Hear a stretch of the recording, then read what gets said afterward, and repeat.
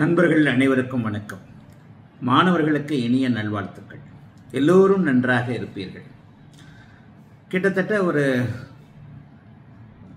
15 ஆண்டுகளுக்கு மேலான கமர்ஷியல் ஜோதிடனாக ஒரு 40 ஆண்டு கால ஜோதிட வாழ்க்கையில எல்லா வகையான ஜாதகங்களையும் பார்த்து விட்டேன் அப்படின்ற ஒரு நிறைவில் இருந்தபோது ஒரு சென்ற வாரம் ஒரு வித்தியாசமான ஜாதகம் வந்தது. இந்த மாதிரியான ஜாதகங்கள் இப்போத்தானே முதல்ல பார்க்குறோம் அப்படிங்கிறத மனசில் தச்சது. அதனால் அந்த ஜாதகத்தை பற்றிய ஒரு விளக்கம் கண்டிப்பாக மாணவர்களுக்கும் ஃபாலோவர்ஸுக்கும் தேவை அப்படின்றதுனால அந்த ஜாதகத்தை பற்றின விளக்கத்தை இப்போ போடுறேன். எல்லாருக்கும் எல்லா அமைப்புகளும் வந்துருச்சுன்னு சொல்ல முடியாது. இப்போது நான் விளக்க போகின்ற ஒரு தலைப்பு உண்மையிலே ஒரு வித்தியாசமான தலைப்பு. கள்ளக்காதல். கள்ளக்காதல்னு சொல்கிறத விட அதை வேறு எப்படி சொல்கிறதுன்னு தெரியல. அதாவது வரம்பு மீறிய ஒன்று. அதாவது ஒரு திருமண பந்தத்தில் இருக்கும் பொழுது அந்த திருமண பந்தத்தை முறிக்கின்ற ஒரு உறவுகள் வந்து விடுற போதே அது திருட்டுத்தனமாக தான் ஆயிடுது. கள்ளக்காதல் மாதிரியான ஜாதகங்கள்லாம் நான் நிறைய பார்த்துருக்கிறேன். அதாவது அவர் இப்படி இருக்கிறாரு, அவர் இப்படி இருக்கிறாரு, கணவர் இன்னொரு பெண்ணோடு இருக்கிறார், எனக்கே ஐயா திடீரென்று ஒரு தொடர்புகள் வந்துருச்சு, அந்த மாதிரி இந்த மாதிரி வந்துருச்சுன்றதை பார்த்துருக்கிறேன்.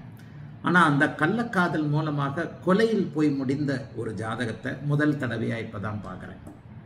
ஒரு பெண், ஒரு சகோதரி. சில விஷயங்களில் எல்லாருக்கும் ஜோதிட ஆலோசனை தேவைப்படுகிறது. அப்போ இந்த மாதிரியா என்னுடைய வாழ்க்கையில் ஒரு சிறிய தவறு நடந்துருச்சு, அதன் மூலமாக இப்படி ஆகிப்போச்சு, இதிலிருந்து நான் எப்போ வெளியே வருவேன், எப்படிப்பட்ட தன்மைகள் வருகிறது அப்படின்ற போது அவருடைய மனநிலைமையில் எப்படி அந்த நிலைமைகள் அந்த விஷயங்கள் நடந்திருக்கும் அப்படிங்கிறத அவருடைய மனநிலைமையிலிருந்து ஜாதக ரீதியாக நம்மளால் புரிஞ்சிக்க முடிகிறது. பொதுவாக தப்பு பண்ணுறவங்க யார்? சந்திரன் பாதிக்கப்பட்டவங்க, மனசு அலபாயக்கூடியவர்கள். அதுக்காக சந்திரன் பாதிக்கப்பட்டவங்க எல்லாரும் தப்பு பண்ணுவாங்களான்னு கேட்டால் அதுவும் இல்லைன்னு சொல்ல முடியும். சந்திரன் பாபத்துவமாக இருக்கின்றவர்களுக்கு ஒரு மனம் நிலை இல்லாத அலைபாயும் தன்மையதாக இருக்கும். அதை விட முக்கியம், சந்திர தசை நடக்கணும். ஒரு கிரகம் பாதிக்கப்பட்டிருக்கு அப்படின்னு சொன்னால் அது பாதிப்புகளை நமக்கு கொடுக்க போகுது அப்படின்னா அது எப்போ கொடுக்க போகுது அப்படிங்கிறத அறியறது பெரிய விஷயம் ஜோசியத்தில். சந்திரன் பாதிக்கப்பட்டவங்க எல்லாமே தப்பு பண்ணுவாங்கன்னு சொல்லிட முடியாது. சந்திர தசை நடக்குதா, என்ன சூழல்களில் எது எப்படி நடக்கிறது என்பதை பொறுத்து தான் இங்கே பலனை சொல்ல முடியுமே தவிர 6-8 தசாபக்தி அமைப்புகள். சந்திரன் ஒரு மாதிரியாக இருக்கிறவர்கள் தப்பே பண்ண மாட்டாங்களா? பௌர்ணமிக்கு பக்கத்தில் இருக்கிறாங்கய்யா, பௌர்ணமி பக்கத்தில் பிறந்திருக்கிறாங்க, அல்லது சந்திரன் பாதிக்கப்பட்டிருந்தாலும் குருவின் பார்வையில் சுபத்துவமாக இருக்கிறது, சுக்கரனுடைய இணைவில் இருக்கிறாங்க, சந்திரனே தனிச்சு தேய்பிரையாக இருந்தாலும் கூட ஒளித்தன்மையோடு இருக்கிறார், இவங்கெல்லாம் தப்பு பண்ண மாட்டாங்களா? எல்லாரும் தப்பு பண்ணுவாங்க. தப்பு பண்ணால் யாரும் மாட்டிக்க மாட்டாங்க அப்படிங்கிறது தான் விஷயம். ஜோதிடத்தில் நிறைய பேர் என்ன சொல்கிறீங்க, ஆசீர்வதிக்கப்பட்டவர்கள் எல்லாம் தப்பே பண்ணுறது இல்லையா? ஒரு உதாரணமாக அரசியல்வாதிகள், மந்திரிகள், முதல் மந்திரிகள், துணை மந்திரிகள், இவங்கெல்லாம் தப்பு பண்ணுறது இல்லைன்னாட்டா எல்லாருமே தப்பு பண்ணுறவங்க தான். ஜாதகத்தை பார்த்தாலே அவர்களுக்கு எந்த வகையில் பலவீனம், எந்த இடத்துல தப்பு நடக்குது அப்படிங்கிறத கண்டிப்பாக புரிந்து கொள்ள முடியும். ஆனால் தசாபுக்தி அடுக்குகள் எப்படிப்பட்ட தன்மையில் இருக்கின்றன அப்படிங்கிறது தான் ஒரு தப்பு பண்ணுற மனுஷனை கூட காப்பாற்றி விடுறது, பெயர்கட்டு போகாமல் இருப்பது, அல்லது அவருக்கே தண்டனை இல்லாமல் இருப்பது என்பது அந்த தசாபுக்தி அமைப்புகள் தான், அதனுடைய அடுக்குகள் தான். சந்திரன் பொதுவாக இருள் தன்மையோடு இருக்கக்கூடியவர்களுக்கு மனம் பாதிக்கப்படும், முடிவுகள் தடுமாறும், முடிவுகள் எடுக்க முடியாத நிலைமைகள் இருக்கும். கண்டிப்பாக ஏதேனும் ஒரு சூழ்நிலையில தன்னுடைய தவறு வெளியே தெரியும்படி நடந்து கொள்ளக்கூடிய அமைப்புகள், சம்பவங்கள் நடந்துரும் அப்படிங்கிறது தான் உண்மை. இன்றைய வீடியோவுடைய தலைப்பு கள்ளக்காதல், அதன் மூலமான கொலை. இங்கே ஒரு பெண்மணியுடைய ஜாதகத்தை போட போகிறேன். அவருடைய ஊரெலாம் சொல்ல போகிறதில்ல, பேர் எப்போவுமே நம்ம சொல்ல மாட்டோம்.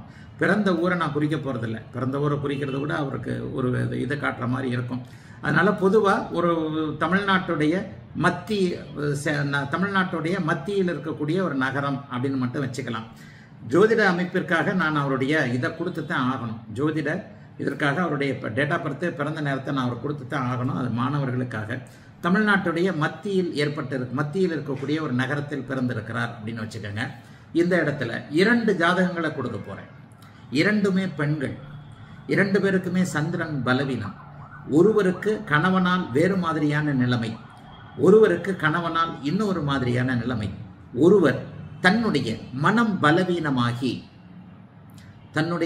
பலவீனமாகி தவறான முறையில், கள்ளக்காதலில் 2 பேருக்குமே பங்கு இருக்கு, ஆணுக்கும் இருக்கு பெண்ணுக்கும் இருக்கு. கள்ளக்காதலில் தூண்டுறது ஆணாக இருக்கலாம் பெண்ணாக இருக்கலாம். யாரோ ஒருவர் தவறியா, எனக்கு இங்கே என்னன்னா கள்ளக்காதலில் 3 பேர் தொடர்பு கொள்கிறாங்க. ஒரு கணவன், ஒரு மனைவி அப்படி இருக்கலாம். அதற்குள்ள அவர்களுடைய அனுமதிக்கப்பட்ட வாழ்க்கையில் இன்னொருத்தர் வரும் பொழுது அது 3 ஒரு ட்ரையாங்கிள். 3 பேருடைய ஜாதகம் கிடைச்சிருந்தா அது வேற மாதிரி இருந்திருக்கும். நமக்கு அப்படி கிடைக்கல. சம்பந்தப்பட்ட பாதிக்கப்பட்ட ஒரு பெண்ணுடைய ஜாதகம் மட்டுமே கிடைத்திருக்கிறது. இந்த பெண் இப்போது திரையில் காட்டக்கூடிய இந்த பெண் தன்னுடைய சந்திர தசையில கொஞ்சம் மனம் தடுமாறி போனதன் காரணமாக ஒரு கள்ளக்காதல் ஏற்பட்டு அந்த கள்ளக்காதலன் அந்த பெண்ணுடைய கணவரை கொன்னுட்டார். திரையில் ஜாதகம் வருகிறது. 3/9/1985 இரவு 8:30 தமிழ்நாட்டினுடைய மத்திய பகுதியில் ஒரு நகரத்தில் பிறந்தவர்.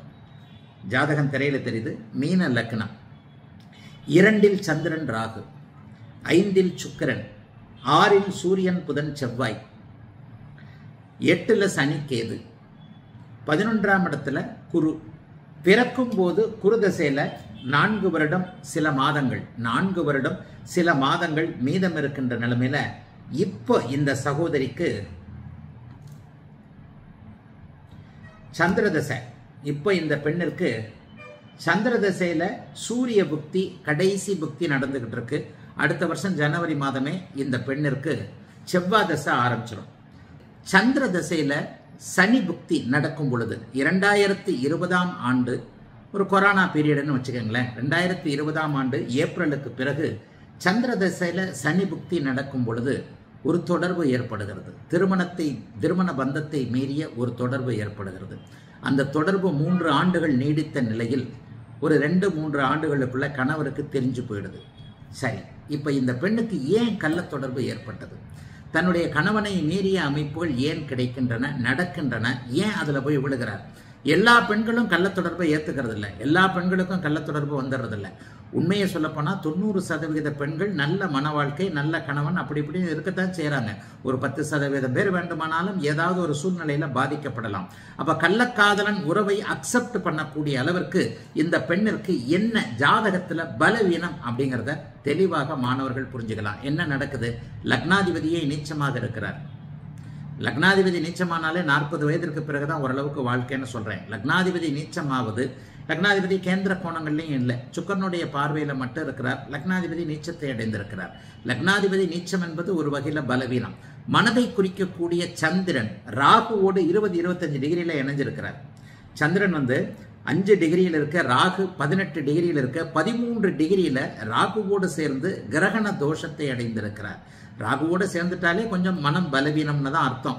ஏற்கனவே அவர் பாருங்க, அட்டமே நவமி திதிக்கு வரவில்லை என்றாலும் கூட சந்திரன் தேய்பிரை சந்திரனாக இருக்கிறார். இதுல என்ன ஒண்ணு, சந்திர தசை நடக்கலைன்னா இந்த பெண்ணுக்கு அந்த கள்ளக்காதல் அமைப்புகள், மனம் தடுமாறக்கூடிய அமைப்புகள் சர்வ நிச்சயமாக கிடையாது. இன்னும் ஒன்று, லக்னத்திற்கு 7-8ஆம் இடங்கள்ல சனி போன்ற அமைப்புகள் இருந்துட்டாலே திருமண பந்தத்துல ஏதாவது ஒரு குறை கண்டிப்பாக இருக்கும். சந்திரதசை சனி புக்தி பாருங்க, சனியும் கூட உச்சனாகி 25 டிகிரி பார்வையை கண்டிப்பாக சந்திரனுக்கு தர்றார். ஆக ஒரே நேரத்தில் சனியோடும் ராகுவோடும் தொடர்பு கொண்டிருக்கின்ற இந்த சந்திரன் அவருடைய சந்திரதசை சனி புக்தியில 8ஆம் இடத்து சனி கேடுகட்ட வேலையை செய்ய வைக்கும் என்பதன் அடிப்படையில் 8ஆம் இடத்து சனி புக்தியில அவருக்கு ஒரு திருமண பந்தத்தை மீறிய தன்னை விட சற்று வயது குறைவான ஒருவரோடு தொடர்புகள் ஏற்பட்டு விடுகின்றன. இது 2 வருஷம் நீடிக்குது. 2 வருஷம் நீடிக்கக்கூடிய அந்த அமைப்பு 2023ஆம் வருடம் ஒரு 2 வருஷம் கழிச்சு கணவருக்கு தெரிந்து விட்ட நிலையில சந்திரதசை கேது புக்தியில இந்த கணவரை, இந்த பெண்மணியுடைய கணவரை கள்ளக்காதலன் கொன்று விடுகிறார். கொலை நடந்துருச்சு. 2023ஆம் வருடம். மாசம்லாம் கூட சொல்ல மாட்டேன், கேது புக்தி என்பதை புரிஞ்சுக்கோங்க. ஏன்னா சில விஷயங்களை நம்ம பர்டிகுலராக சொல்லும் போது யாருன்னு கூட ஐடென்டிஃபை பண்ணி விட முடியும். 2023ஆம் வருடம் சந்திர தசை கேது புக்தியில ராகு கேதுக்களுடைய இது வந்துருச்சா. சந்திர தசையில ராகு புக்தியும் நல்லா இருக்காது, சந்திர தசையில கேது புக்தியும் நல்லா இருக்காது. கேது சனி அங்கே சூட்சும வலுவாக இருந்தாலும் கேது அங்கே பாபத்துவமாக இருக்கிறாரா. 8ஆம் இடத்தில் சுக்கிரனுடைய வீட்டில் இருக்கக்கூடிய சனியோடு சேர்ந்திருக்கக்கூடிய சந்திரதசை கேது புக்தியில இந்த பெண்ணுடைய கள்ளக்காதலன் கணவரை கொலை செய்துட்டார். கொலை செய்துட்டு ஜெயிலுக்கு போயிட்டார். இதுல ஒன்று பெரிய விஷயம் என்னன்னா, மீன லக்னம் லக்னத்தை சுக்கிரன் லக்னாதிபதியை சுக்கிரன் பார்ப்பது ஒரு வகையில் நல்லது. இந்த பெண்ணிற்கு தீவிர காவல்துறை விசாரணைக்கு பிறகு கொலைக்கும் இந்த பெண்ணிற்கும் கண்டிப்பாக தொடர்பு இல்லை. இந்த பெண் கொலை செய்ய சொல்லல. இது அந்த கள்ளக்காதனுக்கும் கணவருக்கும் நடந்த தகராறின் அடிப்படையில், இந்த தொடர்பின் தகராறு தான். தொடர்பின் அடிப்படையில் இந்த பெண் உண்மையிலேயே குற்றமற்றவர் என்று காவல்துறை விசாரணைக்கு பிறகு இவருக்கு சட்ட நடவடிக்கைகள் இல்லை. அவர் மட்டும் ஜெயிலில் இருக்கிறார். கள்ளக்காதலன் மட்டும் ஜெயிலுக்கு போயிட்டு வந்திருக்கிறார். அப்ப ஆனாலும் உறவு வெளியே தெரிஞ்சிருதா? சனி பார்த்த சந்திரன் அவமானத்தை அசிங்கத்தை கொடுத்து விடுகிறாரா? 8ஆம் இடத்தில் இருக்கக்கூடிய சனியிலிருந்தே அவமானம் அசிங்கம் போன்றவைகள் வந்தே விடணுமா? அந்த வந்து விடுவதற்கான அத்தனை காரண அமைப்புகள் வந்துடணுமா? மீன லக்கணத்திற்கு சுக்கிர தசையும் சூரிய தசையும் வரக்கூடாதுன்னு சொல்றேன்னா, சுக்கிர புக்தியும் சூரிய புக்தியும் கடுமையான பலன்களை செய்யும் இல்லையா? அப்ப சந்திர தசையில சுக்கிர புக்தியும் சந்திர தசையில சூரிய புக்தியும் இப்ப நடந்துகிட்டு இருக்கா. மனம் ஒரு நிலையில இல்லாமல் பேதலித்து போன நிலைமையில இந்த பெண்மணி ஐயா அவன் வெளியில வந்துட்டு கூட என்ன பெரிய டார்ச்சர் பண்றான், உன்னாலதான் நான் இப்படிலாம் ஆயிடுச்சு அப்படின்னு சொல்லிட்டு, கணவரை கொலை செய்யக்கூடிய சூழல்கள் கூட உன்னாலதான் வந்தது அப்படின்ட்டு, இந்த பக்கமும் அந்த பக்கமும் என்னால ஒண்ணுமே பண்ண முடியல, என்ன பண்றதுன்னே தெரியல, வாழ்வதா இருப்பதா இல்லாமல் போவதா, குழந்தைகளுக்காக பல்ல கடிச்சிக்கிட்டு இருக்கிறேன், என்ன பண்றதுன்னு தெரியலன்னு ஒரு டிஸ்கஸ்க்கு வரும்போது, அம்மா சட்ட நடவடிக்கைகள் எதுவும் இருக்காது, ஆனா பாதிக்கப்பட்ட சந்திரன் ராகுவால் சனியால் பாதிக்கப்பட்டிருக்கின்ற நிலைமையில சந்திர தசை முழுக்க உங்களுக்கு நிம்மதி இருக்கிறதுக்கான அமைப்புகள் இல்லை. கடைசி அமைப்பில் ஜனவரி மாதம் செவ்வாய் தசை ஆரம்பிக்குது. செவ்வாய் 6ஆம் இடத்தில் இருந்தாலும் கூட அவர் அதிநட்பு வீட்டில் தான் இருக்கிறார். சந்திர தசை கொடுத்த பாபத்துவமான சந்திர தசை இல்லையா, சந்திர தசை கொடுத்த ஒரு கஷ்டங்களை செவ்வாய் தசை கொடுக்காது. இந்த தொடர்பை கம்ப்ளீட்டா உங்களால துண்டிக்க முடியும். ஜனவரி மாதத்திற்கு பிறகு குழம்பிய மனது தெளிவாகும். பலனை புரிஞ்சுக்கங்க. குழம்பிய மனது 10 வருஷமாவே குழம்பின மனசுதான். சந்திரதசை 10 வருஷமாவே குழம்பின மனசுதான் ராகு சனி தொடர்புனால. இதைத்தான் பாபத்துவம்னு அடிச்சுக்கிறேன்.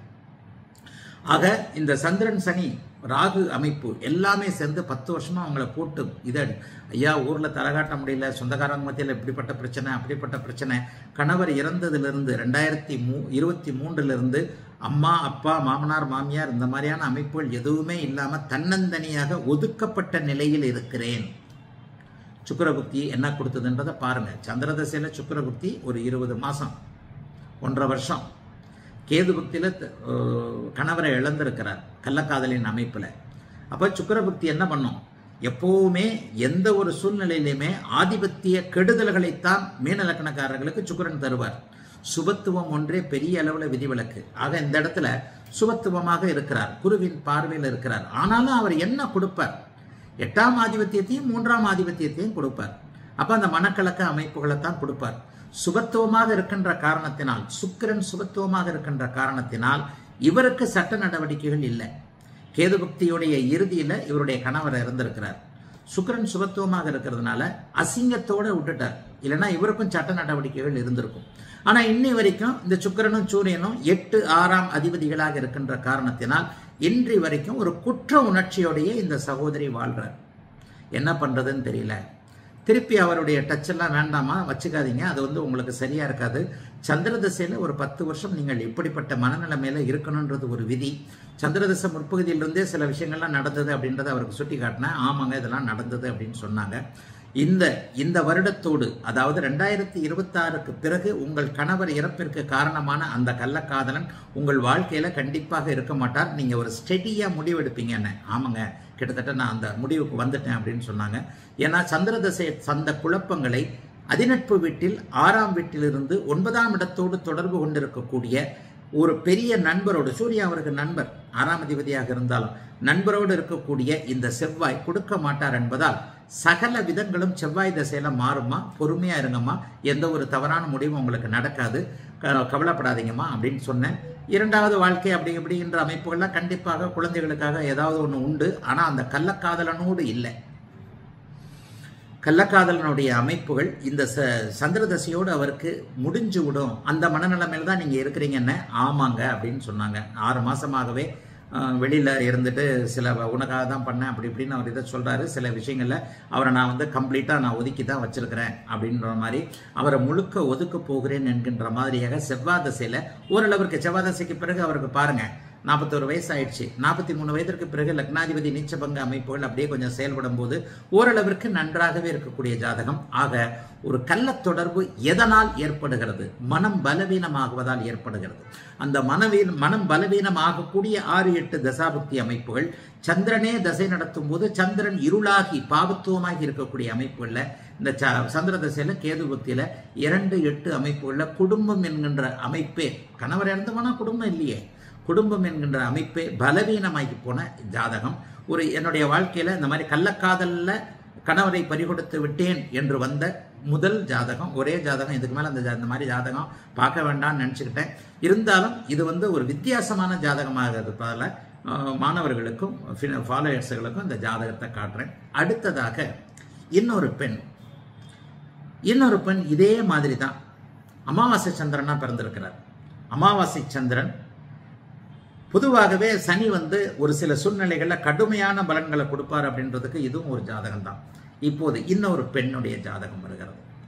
இந்த பெண்மணி 17 மார்ச் 1980 மத்தியானம் 2:43 ஈரோட்டுக்கு பக்கத்துல பிறந்திருக்கிறார்.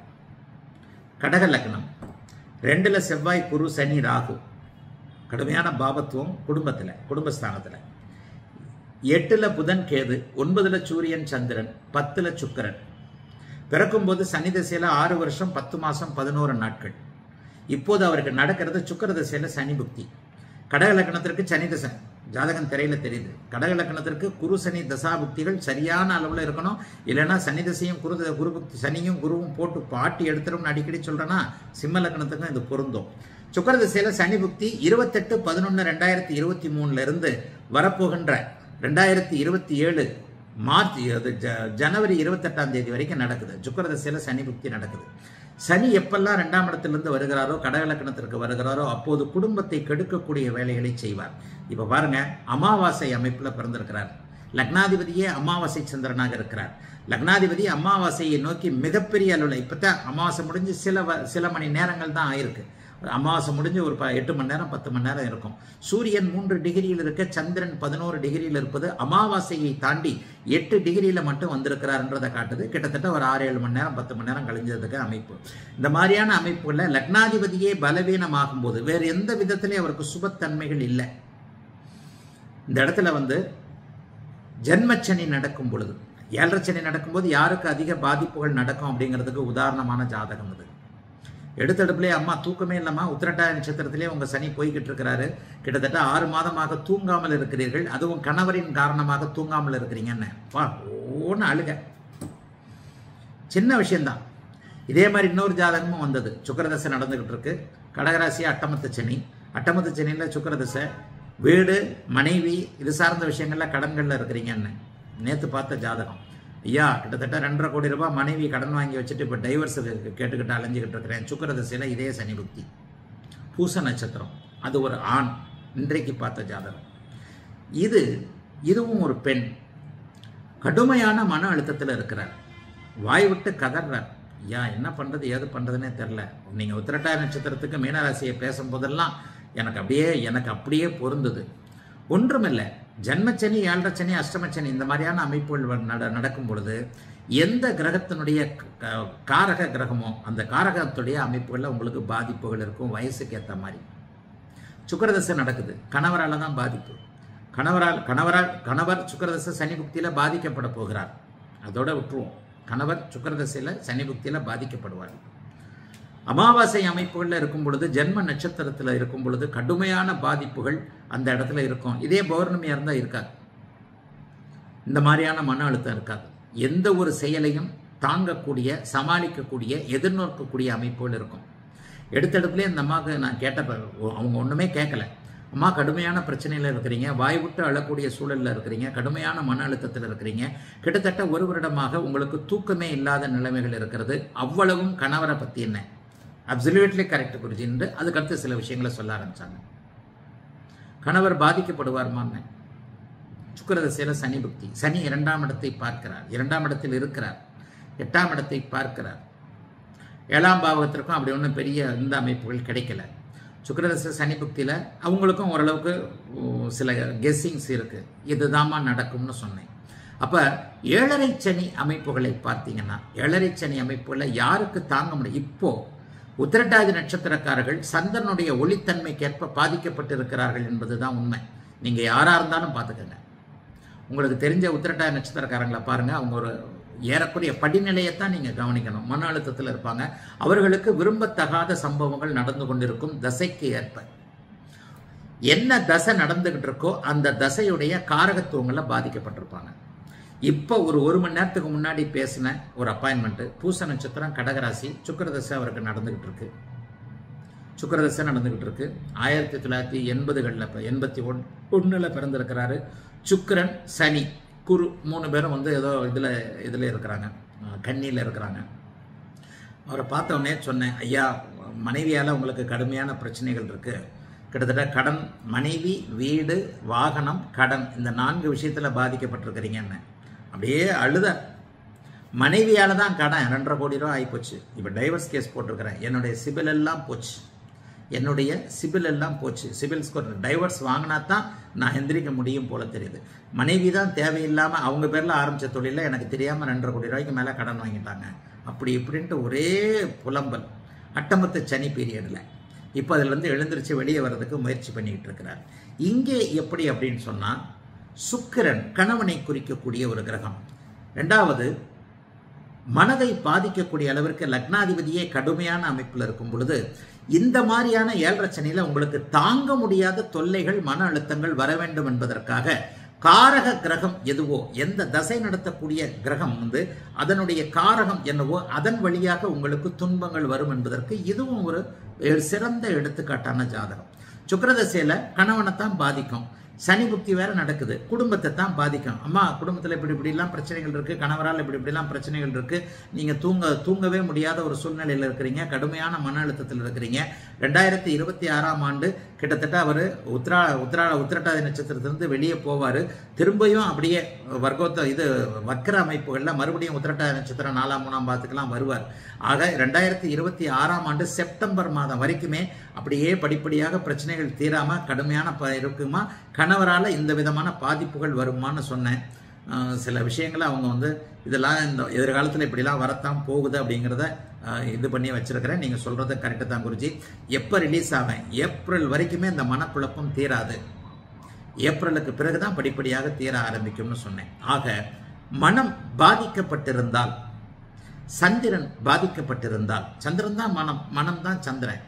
எப்படிப்பட்ட தொல்லைகளை சந்திரனுடைய தசையில அல்லது 7.5 சனியில அல்லது அஷ்டம சனியில எப்படிப்பட்ட அமைப்புகளை நீங்கள் அடைவீர்கள் என்பதற்கு உதாரணமான 2 சகோதரிகளுடைய ஜாதகத்தை இப்போ போட்டிருக்கிறேன். இது வந்து மாணவர்களுக்கு உண்மையிலேயே எப்படி ஹவு டு ப்ரெடிக்ட் அப்படிங்கிறதுக்கு இதுவும் ஒரு உதாரண ஜாதகங்களாக இருக்கும். வாழ்த்துக்கள். எல்லோரும் நன்றாக இருப்பீர்கள்.